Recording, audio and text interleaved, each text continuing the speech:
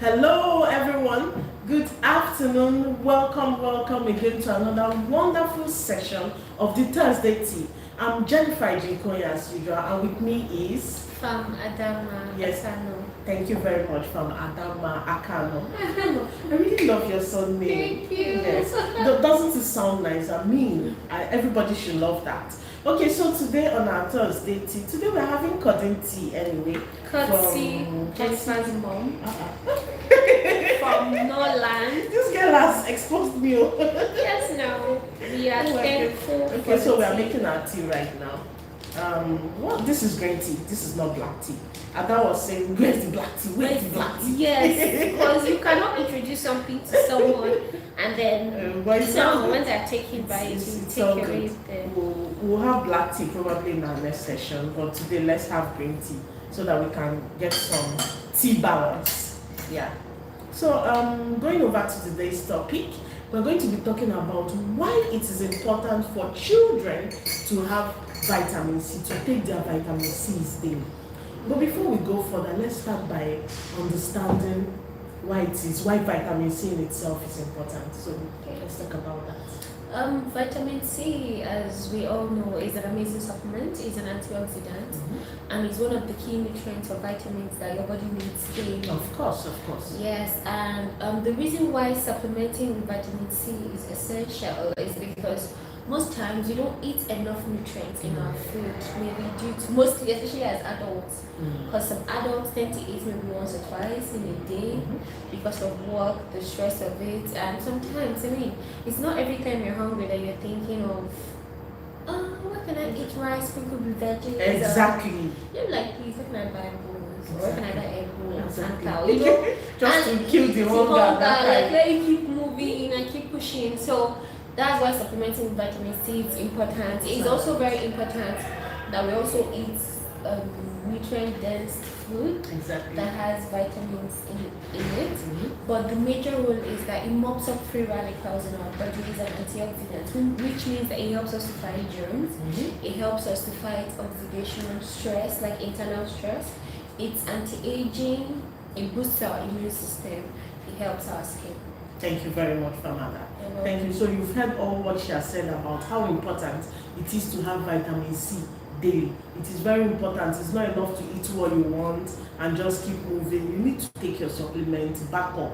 That's in, when you have an original, you always have something to back up with the original. It's like having the usual power and you need a backup like a rechargeable, just like in generator. case, or generator, just in case you have light out. So that's exactly the way your supplements are. Exactly. So you need to incorporate it and add up to your meals so that you can live a wholesomely healthy life. So we go over to the next. What are germs basically? Because germs are things that we see around, and definitely vitamin C has a way of helping us conserve, protect from these things. So what are germs? Let's talk about germs. The statement that you just made. You said germs are things that we see around. No, they're not. Okay. So I'm going to explain this thing as simple as I can. Now, germs are things, a lot of people think that germs are like bugs, this, and no. Germs are small microorganisms that creep up into our body, and we cannot see them with our naked eyes except with the use of a microscope. So there could be germs on this cup, and we can't see them. Yes, we can't see them with our naked eyes, and that is the dangerous thing about germs. That's why you always have to wash your hands. If you remember, like when maybe you had a cold or something, they'll say, oh, wash. Even in 2020 when there was a lockdown, because of what, they would always say wash your hands, keep washing your hands. That's because you don't even know when the germ has gotten onto your body. Yes. Yes, so there are 4 types of germs. There's the bacteria. Yes, so bacteria are the ones that they need a host, they need us to survive. And bacteria will just get into your body and do all sorts. So we have the good and the bad bacteria. Yes, the good bacteria are the ones that live in our intestine, that helps us to use up the nutrient from our food. They live in our guts. And they're also there to balance the pH of the body. They are in different areas You have bacteria in your armpits, you have bacteria, yes. You have bacteria in your armpits, you have them in your guts, you have them in your anus. The bacteria is So they are healthy bacteria. Yes, and they are harmful ones. Okay. So the second one will be the fungi. Okay. So the fungi are basically bacteria that need to live. They need to live inside your cells in order for them to grow, yes. So they are the fungi are what's it called now? They are multi-celled organisms, and they can make their own food by themselves. Like when they're in your body, they will just be manufacturing what they eat from you, from the things you're eating. No, from their host. Yes. So, but for bacteria, you need to feed the bacteria. Bacteria feed on what you will eat. Yes. So, and then the viruses, the difference between the bacteria, fungi. Oh, and I was going to say something about fungi, because fungi, not only do they make their own food, they are always mostly present in damp places, in wet places, in damp. So damp things tend to grow, not fungi. That is why when you have like a fungal infection, like a jock itch or athletic feet, they will tell you try as much as possible to keep that place dry. Because once it's wet or once you sweat, it's itchy and it will also smell. And you see people that when they wear their shoes, it stinks and all those things. Yes. Then there is the virus. The virus needs to be a part of your own cell to replicate. So when it gets into your body, it merges with your own cell. So let's just say this is your cell, and a virus is coming, it comes and merges with it. So a virus cannot survive. In fact, 95 or 98% of viruses out there can survive on their own. They can't survive without a host. A bacteria can stay on this surface and survive. Once a host comes around, it attaches itself, but a virus dies off. So that's why they tell you if a virus is unstable, it dies off less because it needs that attachment to the host to survive. Yes. So, and then the last one but not the least is the protozoa. Okay. Yes, the protozoa is also a type of germs that also affects the human body. All right. Thank you very much. Thank you so much. So now that we understand that germs are not even things that we can see, but things that we can't see. In fact, that is the risky part of life. Things that you cannot see yet. They are after you. They are after your life. Is very, very dangerous. And this is why you have to find the means to be able to attack the things that you can't see. So this takes us over to children who are even like a vulnerable group. That even the things they see, they don't know how to attack it. Not to talk less of the things they can't see. So why do we think it is important for children to have vitamin C, to take their vitamin C daily? Engage parents, please. It's very, very important because vitamin C not only it's not just about it being an antioxidant. It boosts your immune system. It helps your body fight off the germs. So when an external organism gets into your body, your immune system, your T cells are like soldiers. So it's like your brain tells them, soldiers, there's an external visitor, there's somebody, this person is not meant to be here, this person is out of place. So if your immune system is low, the germ is going to overpower your immune system and then infect you. But if your immune system is high, your body would actually fight it and fight it off. So that's why you see some cases, two people might get maybe a cold or be infected with the same thing, or there will be a bug going around and every single person will just be like, there's this bug. But they're like that one person that will be washing hands, sharing everything with all those sick people.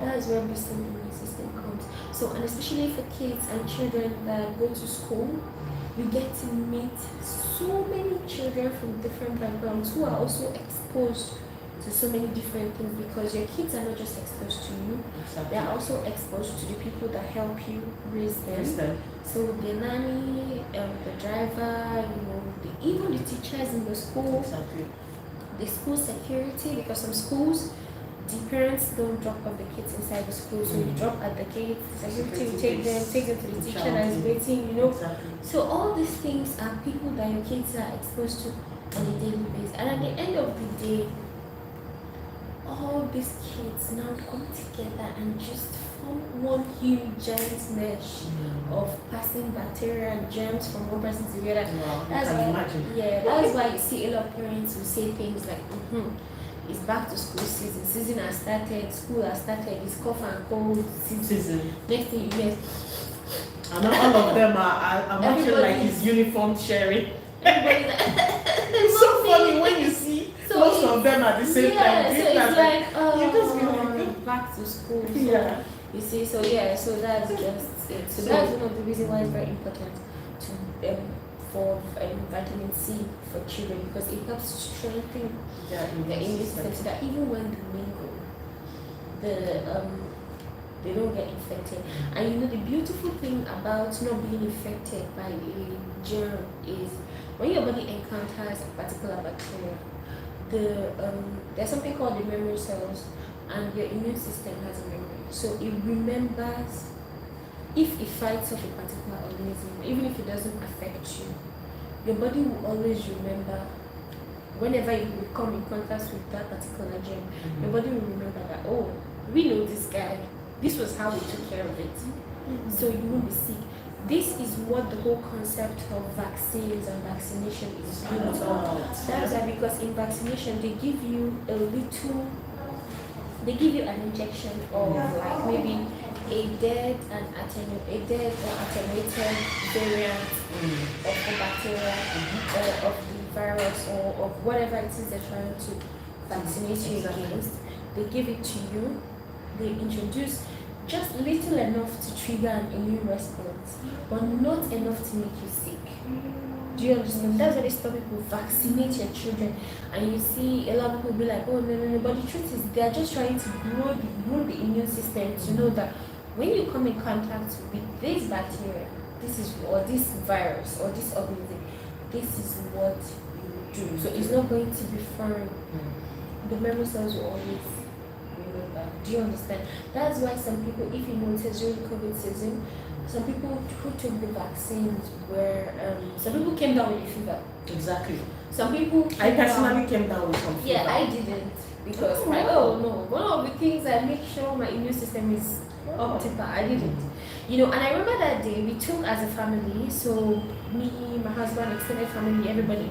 And I remember a lot of people saying before we could even say jab in like an hour, because we were together after the vaccination, we just gisting bonding, because there was really nowhere to go around. Exactly. Next thing you know, I was like, my head is heavy. And you know, one thing these things happen is that when the organism enters into your body, especially when you take a live vaccine, but we're not talking about vaccination today, but there are different types of vaccines. So there's a live vaccine, there's an attenuated vaccine, there are different types of vaccine. So, but the one that gives the most effect is when you take that live vaccine. So when they injected us, you see a lot of people, what it does is your immune system starts fighting. Okay. So for some people who doesn't really have a strong immune system, it might hit you harder than somebody who has a strong immune system. The person can take it and for me, I took it. I went about my normal business. In fact, the next day I even had a party to attend. I did not. So, more than half of my family members could not do that. In fact, my husband, on the other hand, was sick for like 2 days. Like he was. I cannot raise my hand. I cannot. So yeah, it gave me some bone chills. Yeah. So yes, like, but it was for a day. Something like, oh my bones hurt. Someone say, I can't lift my leg. So that's the thing. Not that your body is not fighting. Your immune system is fighting. That's why it never really beats you down. But not as much as someone with a strong immune system. And that's why. Thank you very much. So with children, I wanted to ask, which is our main focus for the discussion. With children, do you think children have a weak immune system? No, actually. Is that the word? They don't. No, children convince us, because some people actually think, children have very low immune system, so we need to protect them. That's usually the term used sometimes. So how do you address this misconception if it is wrong? Okay, so now for newborns, I would understand. Okay. Because a newborn is like a blank. the baby has not been exposed to any germs, he hasn't been exposed to anything.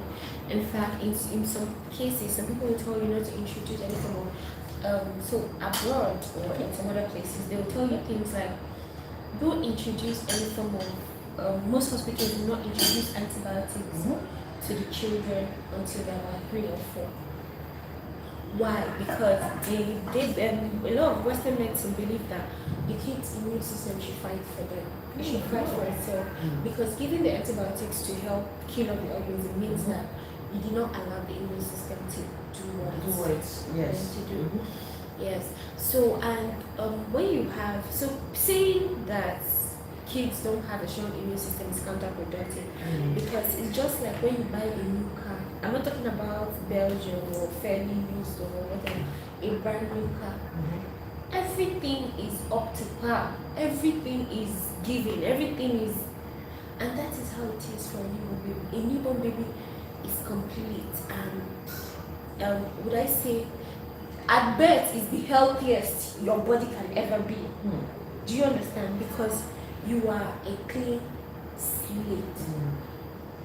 Do you understand what I'm trying to say? So it's not that they don't have a strong immune system. It's just that their memory cells have not encountered different challenges for them to. Yes, and that's why you see that kids who are caged or protected a lot tend to fall sick all the time. But if you see those kids that will be rolling in the sand, eating sand, doing all those things, they never, because their immune system is working over time. You need to allow nature to do it. Yes, thank you very much for that one. So at least we've cleared sort of that misconception that children have weaker immune system. Yes, however, in order to keep them safe, in order to support whatever their immune system are doing. did not affect children? Yes, exactly, because that was when my mind partly went to raise this question. Rarely that there was just a handful of children that's gone down. Exactly. Yes. And remember, they couldn't wear nose masks because it could suffocate them. Those were the fears. So yet they didn't come down. So that's actually clear. And did you notice that the virus also affected the older generation? Yeah. Because they have weaker as you age, obviously the body comes down, the immune system. So thank you very much, Famada. Thank you so much. Okay, so Famada, tell us about PELROZE. This is our wonderful vitamin C and how it is beneficial to children. You know that if I start talking. No, talk about it. And we need the age classification because it's not every child that can have PELROZE. So tell us about it. PELROZE is a vitamin C that is very close to my heart, and it's something that I am always willing to talk about. First of all, let's talk about the beautiful package before we talk about, because I already told you guys about vitamin C and what vitamin C has. But I mean, it's portable in size. I like the fact that portability is something we've not really mentioned. It's portable. It's very portable. Talking about supplements. That's one thing I love about it. Pocket friendly. Yes, it's a 30 days dose, as you can see, and this can fit into my smallest purse. You get. Even my phone can't even fit into that, but this can fit. I mean, you can compare the size with the teacup, so you can see what I'm saying. Exactly. It's very portable. It's travel size friendly, so if you're really on the move, it's friendly. And not only that, it has a very beautiful strawberry taste and a beautiful color. By the way, it doesn't even look like drugs. I mean, obviously it's vitamin C, but it has a very beautiful taste. I'm yet to see a child has been offered to, and they didn't ask one time. So, and it also comes in 500 milligram, which is I was going to say the perfect dose, which is the same dose for both adults and children. And Jennifer was asking about the age bracket. So PELROZE is safe for children from 2 years and above. Okay, that's great. And to adults. Anybody can use it now because it comes in 500. You can use it depending on your dietary needs. So if your dietary needs is 1000 milligram, you can take 2. As you can see, I'm holding 2 tablets, which I'll be taking. So you can just take 2. If your dietary need is 500 milligram, all you have to do is just take 1 tablet and you're good to go. If your dietary need requires that you take 2000 milligram or 15 milligram, you can take 3, and that's the beautiful thing. So sorry for Amanda to cut you short. When you say dietary need, what do you mean? Because I want to understand, does this have any affiliation to do with whether you're on diet or whether you have certain illnesses that demand that or require that you have more vitamin C intake? So when you say dietary, what do you mean? Please clarify. Okay, when I say dietary needs, I'm talking about the supplements needs. Okay. We all need different levels of vitamin C. So for instance, a 4-year-old or 5-year-old is okay with 500 milligram daily. Okay. Even an adult who is not treating any sickness, a healthy adult, 500 is very perfect. Okay. Yes, and the beautiful thing about vitamin C is that it's a lot of it is water soluble. Okay. And a lot of it is washed down in our urine as waste. Drink water, yes. So when I say dietary, some people you might just have finished treating yourself for maybe malaria or with an antibiotics, and you need to boost your immune system back up. Okay. And you might require to take maybe 5 milligram daily, Yeah. or 2,000 daily. So that can increase your dietary needs. So when I say dietary, I'm talking about the amount of vitamin C that you need in a day to give you the healthiest and strongest version of yourself. And one of the beautiful things I was going to mention about PELROZE before you ask me the question is that the convenience, because I've talked about the portability, but now I want to talk about how convenient it is. Okay. Now, most times when we want to take supplements or drugs, we are going to start looking for things like water or a drink to swallow it. Yeah. But in the case of PELROZE, you don't need anything. All you have to do is pop this out of your bag, take your tablet, chew it, and get on your way. Get on your way. Drinking water after is not necessary. If you want to do that, it's a personal choice, but Exactly. it's not a prerequisite for taking your supplement. Absolutely. Thank you very much, Amanda, for all the wonderful clarifications. I hope we've gotten everything we need to know clearly about why it is important to take vitamin C, especially why it is important to give your children vitamin C. Thank you so much for being with us in this session of the Thursday Tea. Remember that this program is proudly brought to you by Lineage Pharmaceutical Limited. We're going to see you next week, same time, in this same wonderful place, talking about our wonderful vitamin C, because we need you to have vitamin C. It is very important compared to other vitamins, and the necessity cannot be overemphasized. Thank you so much for joining us on this one. Do have a great weekend. Thank you. And we would like to hear from you guys. Tell us, reach out to us. Our numbers will be attached down below. Tell us about your experience with PELROZE. Yes, we'd like to Have know. you used PELROZE? Is there something you want us to do better? Is there something you want us to change? We're open to all reviews. We're open to all criticism. We want to hear from you. We want to hear from your children. We want to hear from your parents. Talk. Like this video, share and comment. Thank you very much, and do have a great one. Bye.